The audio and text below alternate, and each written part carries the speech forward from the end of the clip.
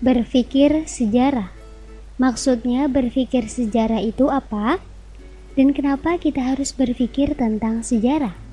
Berpikir itu proses yang kita jalani setiap hari, dan dalam kaitannya sejarah, kamu harus mempunyai pola pikir yang sejalan.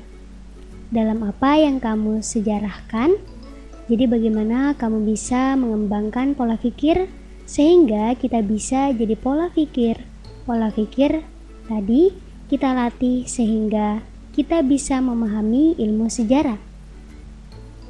Dan kenapa kita harus dan perlu berpikir sejarah? Yang pertama memang harus bisa berpikir sejarah.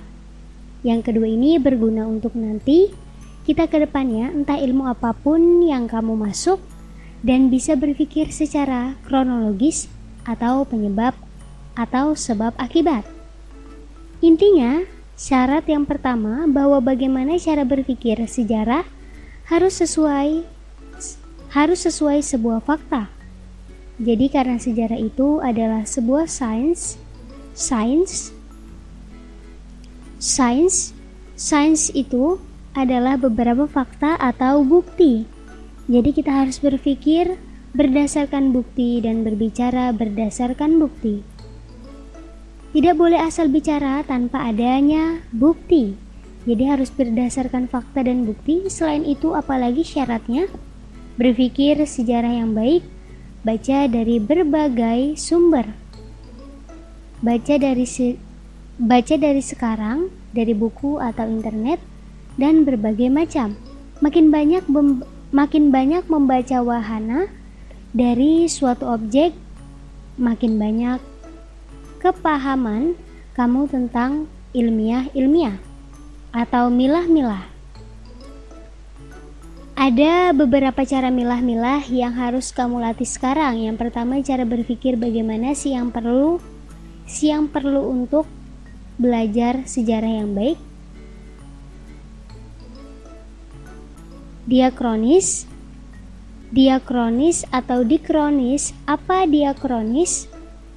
Diakronis, apa sih diakronis itu? Mulainya mengerti atau memahami bahasa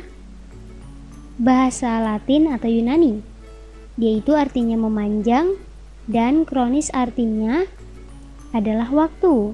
Jadi diakronis itu adalah memanjang sesuai waktu. Maksudnya bagaimana? Jadi yang diakronis ini cara berpikir yang kronis berdasarkan perubahan waktu. Jadi misalkan kita membicarakan tentang Pramudai 2 dan kita membicarakan dari tahun 38, 39, 40, 41. Ada apa?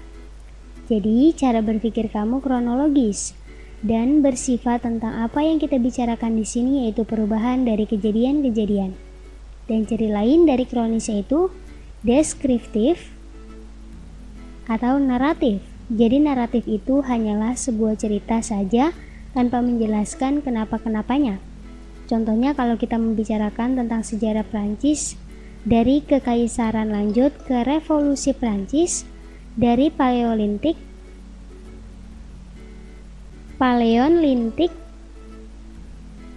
atau paleolitik dan mesolitik, lalu sampai ke neolitik, dan ini cara berpikir diakronis. Ini membantu kamu untuk memahami cerita-cerita dari A sampai B ke C dan ke D.